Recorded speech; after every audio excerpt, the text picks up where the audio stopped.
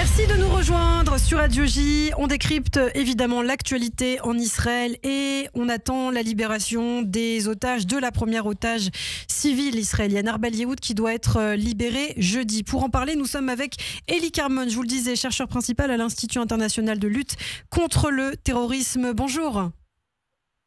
Bonjour Ilana. Merci beaucoup Eli d'être avec nous ce matin sur Radio J, d'avoir accepté notre invitation. C'est important de vous entendre effectivement puisque Israël attend avec impatience évidemment le retour de ses enfants, des otages dès jeudi. Et puis samedi, on a vu cette vidéo de propagande qui a été diffusée notamment cette semaine par le Hamas, par le djihad islamique plutôt, Arbel Yehoud qui est détenu par le djihad islamique. Pourquoi le groupe terroriste a diffusé cette vidéo maintenant? Est-ce que c'est pour rassurer Israël, lui donner une preuve de vie qu'Arbel est bien vivante alors qu'elle était déjà attendue la semaine dernière? Toute cette situation, c'était une tentative du Hamas de tricher dans la négociation, comme par ailleurs ils nous ont fait il y a un an quand il y a eu la première échange d'otages. Et je crois que cette vidéo, c'est une partie de l'accord que Qatar, mais surtout le représentant du président Trump au Moyen-Orient, Witkoff, ont obtenu justement parce que le Hamas n'a pas respecté l'accord initial. Il aurait dû libérer Arbel Yehoud et aussi présenter une liste de 26 otages encore dans sa main et indiquer combien de ceux-là sont en vie. Et malheureusement, on a reçu cette liste aussi après la fin de la crise et elle inclut 8 personnes qui ne sont pas en vie. Oui. Donc, je crois que cette vidéo, c'est une partie de cet arrangement parce qu'Israël n'était pas complètement convaincu que le djihad islamique jouait bien avec le Hamas. C'est-à-dire aurait pu avoir une sorte de trichage aussi de la part du djihad islamique vis-à-vis le Hamas. Alors en tout cas, on attend bel et bien la libération de Arbel. On espère que le Hamas respectera ses engagements parce que le risque, évidemment, c'est qu'Israël aussi stoppe peut-être les Palestiniens qui commencent à rentrer chez eux là dans le nord du territoire, Eli. Oui, je crois que maintenant, ils ont compris qu'on ne peut pas jouer. C'est-à-dire, ils ont tenté une fois, mais ils savent très bien que le sort de tous ces réfugiés, presque 1 million de réfugiés qui se trouvent dans le sud et doivent retourner vers le nord est très important. La population était impatiente, même s'il sait que la situation dans le nord n'est pas tellement agréable pour ceux qui reviennent. Et sous cette pression et sous la pression des États-Unis, du Qatar et de l'Égypte, finalement, Hamas a dû céder. Et je crois qu'ils ont compris qu'ils doivent avancer. Le problème sera des deux côtés, non seulement du côté Hamas, le commencement des négociations sur la deuxième phase qui commence le 3 février. Et ça, c'est beaucoup plus difficile, non seulement pour le Hamas, mais aussi pour le gouvernement de M. Netanyahu, qui pourrait tomber si le résultat serait la fin de la guerre au Gaza. Alors cet afflux de Palestiniens, par ailleurs, inquiète, et vous parlez des États-Unis. On a entendu cette proposition de Donald Trump de relocaliser les Palestiniens, leur proposant de partir vers l'Égypte, vers la Jordanie. Qu'est-ce que vous en pensez? 1 million de Palestiniens qui sont attendus au nord de la bande de Gaza, pourraient-ils rejoindre des pays arabes voisins et surtout seront-ils acceptés par les pays arabes voisins? À mon avis, c'est une proposition au moins étrange. Je n'aurais pas un autre adjectif. Et elle n'est pas réalisable. L'Égypte et la Jordanie immédiatement ont répondu à la proposition qui n'est pas acceptable. Ça m'étonne parce que le président Trump a dit qu'il avait parlé de cette solution dans une rencontre avec le Moura Abdallah de Jordanie. Et je me demande quelle aurait dû être ou quelle a été la réaction du roi Abdallah en face de cette proposition. Parce qu'on doit prendre en compte d'abord, l'Égypte a presque 120 millions d'habitants. C'est un pays très pauvre. Il ne peut pas recevoir des centaines de milliers de Palestiniens. Et aussi, du point de vue politique, c'est un problème parce que s'il y a beaucoup de frères musulmans palestiniens qui arrivent en Égypte, ça peut déstabiliser le gouvernement ou le régime. La même pour la Jordanie, où la majorité de la population est aujourd'hui palestinienne.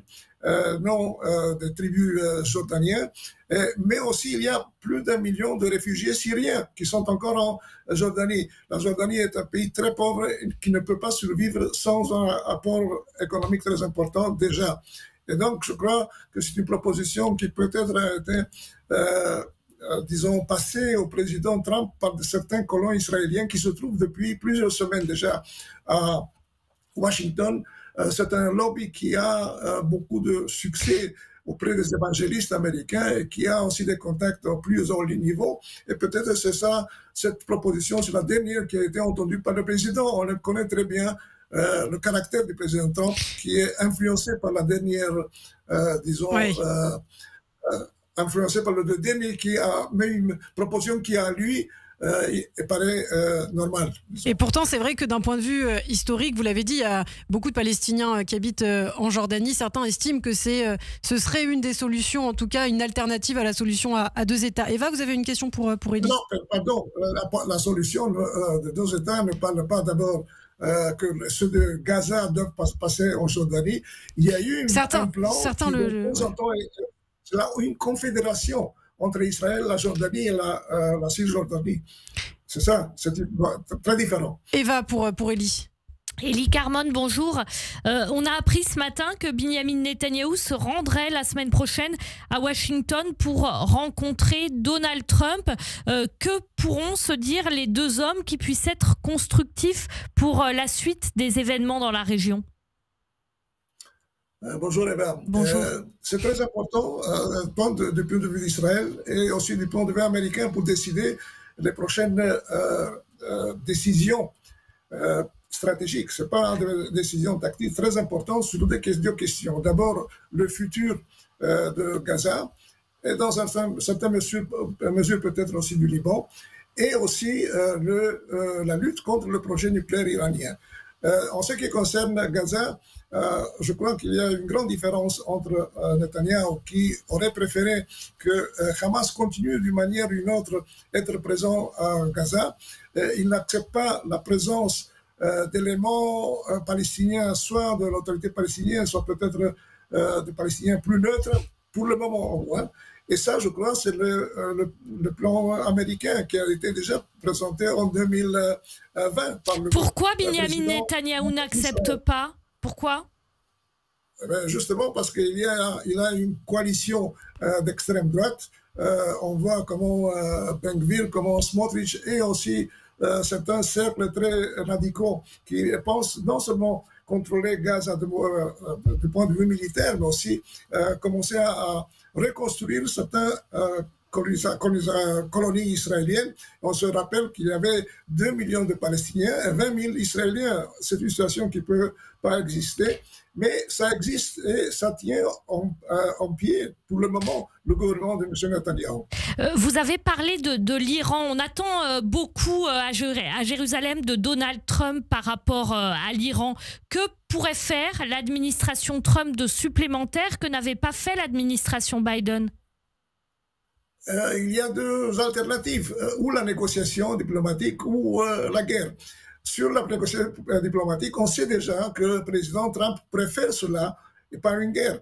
On a vu qu'il y a un jour ou 2, il a déclaré qu'il préférerait que le problème du projet nucléaire serait résolu par la négociation et qu'Israël n'attaquerait pas l'Iran à ce moment. Et donc, ça, c'est un point très important qui montre que la préférence, la priorité du point de vue du président Trump, c'est la négociation. On a parlé déjà qu'il cherche un accord qui sera beaucoup plus strict, beaucoup plus ferme que ceux que le président Obama a obtenu en 2015.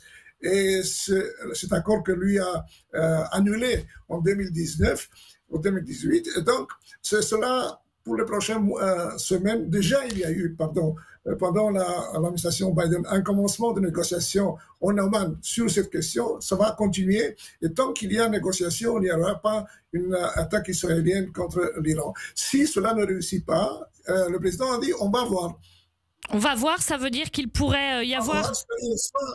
Soit une guerre israélienne, une attaque israélienne, pas une guerre, une attaque contre les installations nucléaires avec le support au moins politique et aussi peut-être militaire dans l'armement des États-Unis, soit même une opération conjointe. On se rappelle qu'il y a quelques semaines, il y a eu une attaque contre les Houthis au Yémen, une attaque conjointe des forces américaines et israéliennes, la force aérienne israélienne et américaine. Merci beaucoup, Élie Carmon. Ça prendra du temps pour arriver à ce point, je crois.